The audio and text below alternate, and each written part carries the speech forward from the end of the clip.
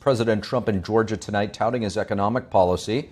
Joining me now to assess, Denny Salas, Executive Vice President of Gotham Government Relations, and Republican lawyer and strategist Amanda Makki. Great to have you both with us. So before we get started, let's play a clip of the president.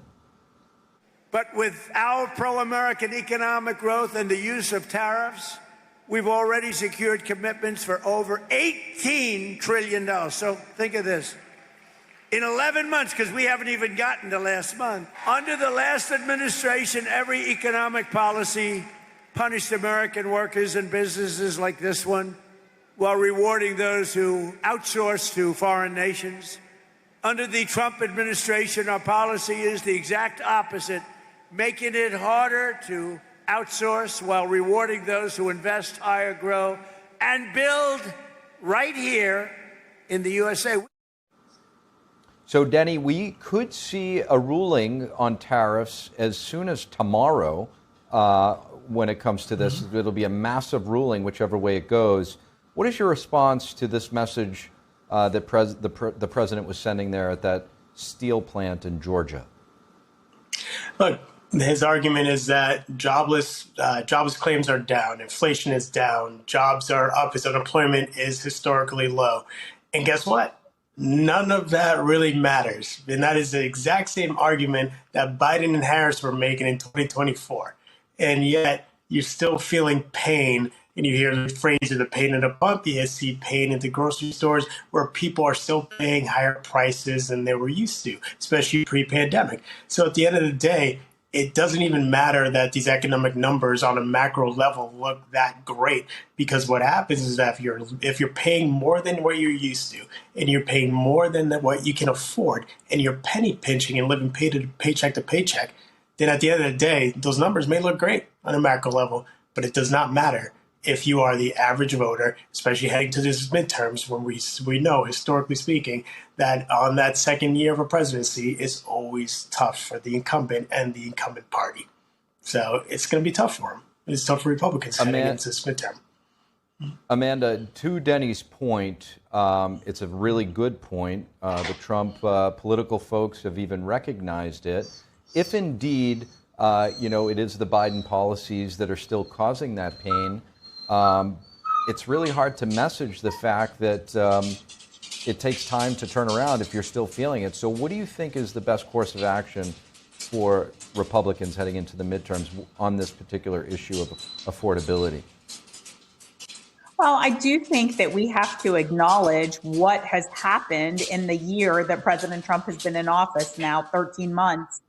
We have seen the price of oil come down. I mean, gas prices are at an all-time 5-year low, and the average price is under $3 a gallon. And so that is a huge difference that has been made for the American people. When you feel that pressure every time you go to the pump, once a week, twice a week for some people, that is a really important metric that has made a difference. Go to Aldi, eggs, a carton of eggs, $1.89. So these things have happened, but we can't live in the dark and say that everything is great, because it's not. And I think those pressure points largely that are being felt are on the level of people not being able to afford rent or being able to afford a house to buy. And that's something that President Trump has really tried to move the ball forward on that and come up with some creative concepts that can make Americans feel like they should go out and buy a home, and that despite what people are saying about high interest rates, something he hasn't been able to obviously do anything about, and he's had tussles with Jeremy Powell over that. What he has been doing is trying to make it easier for the American family to enjoy home ownership. But I do believe that there are metrics that have been met. He will obviously talk about affordability. But it's interesting because when Susie Wiles and James Blair were with members of Congress this week, they did tell members of Congress, you've got to chart your own path, talk on your own messaging, and so do what is best for you. And of course, we have to acknowledge that things are still expensive in some areas, and that's just what it's going to be. And members of Congress are up for re-election. President Trump is not. He's certainly going to do everything to help, but it is up to them, and the onus is on them to make that difference. Well, it's certainly going to be fascinating to see how it all shakes out. On a slightly different note, the president this week at an event at the White House for Black History Month. Here's a clip, though, just before that event, then leading into it, from Press Secretary Caroline Leavitt. You're kidding, right? I will pull you plethora of examples. I'm going to get my team in that room to start going through the internet of radical Democrats throughout the years, Ed, who have accused this president falsely of being a racist. And I'm sure there's many people in this room and on network television across the country who have accused him of the same. I love him. I don't want to hear nothing you got to say about that racist stuff. And don't be looking at me on the news hating on me because I'm standing up for somebody that deserves to be standing up for. Get off the man's back. Let him do his job. He's doing the right thing. Back up off of him. And Grandma said it. Denny, just for context for the viewers, right before Caroline's response there, she was asked about the president being racist or something like that from a CBS reporter. We just saw the grandmother there in D.C. who lost her grandson to violent crime. Many people now have seen her emotional defense of the president. Is this a sign that Democratic lawmakers have failed to prove any effective solutions for violent crime in the black community? And what do you make of the question that was asked accusing the president of being racist? Look, I don't think he's racist at all. I think he absolutely has personal gripes with some people, let's say with President Obama, and all of a sudden, we will see him attack President Obama on a repeated basis. But that's not calling him racist. I will give really specific examples on why I would say that Trump is not. During his first term, one of the things that you would often see is historically black colleges and universities would have to show up on an annual basis to beg for funding. And during his first term, he basically said, this is stupid. Why are you doing this on an annual basis to try to beg for federal funding in order to make sure that your colleges and universities as a whole?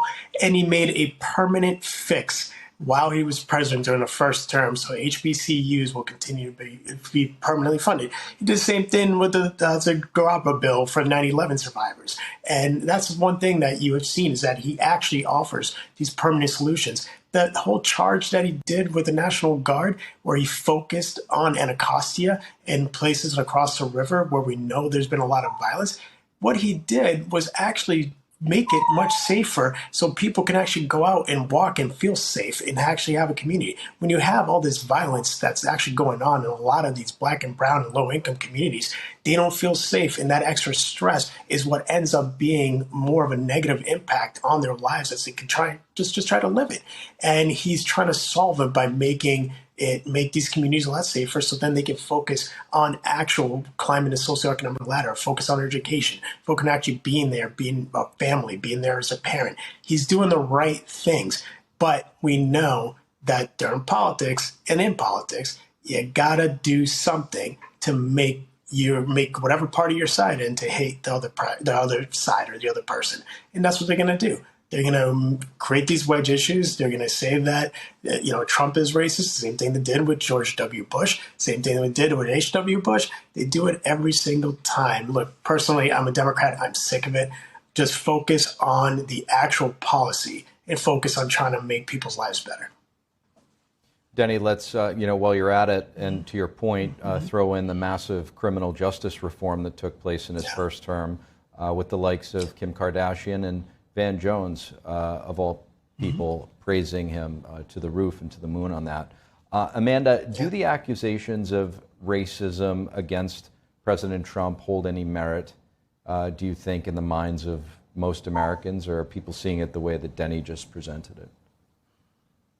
Well, I wish that people would see the way that Denny presented it, but I do believe the African American community has experienced a lot of brainwashing from a lot of people in their leadership, if you will, People like Don Lemon, who has called President Trump a racist over and over again. The liberal media, Boston Globe, Washington Post, they have made statements. Jasmine Crockett, who's running for Senate in Texas, has made comments, and even Hakeem Jeffries. So that is their go-to, is to say President Trump is a racist. But what's ironic is that all of this stems from when President Trump was eulogizing Jesse Jackson, Reverend Jesse Jackson. And if you've watched videos from the late 90s, 80s of Jesse Jackson and President Trump interacting, President Trump was very instrumental in the African-American communities in New York. And for that, Jesse Jackson and him were close. They had a close bond in a relationship. And so I do think that it's really important to recognize, give credit where credit's due. We've been talking about historically Black colleges. We've been talking about criminal justice reform. But look at what President Trump has done for the African-American community. He's put his money where his mouth is. President Obama, the first African-American president, didn't do what President Trump has done for the African-American community. Denny Salas, Amanda Makki, greatly appreciate you joining us. Thank you.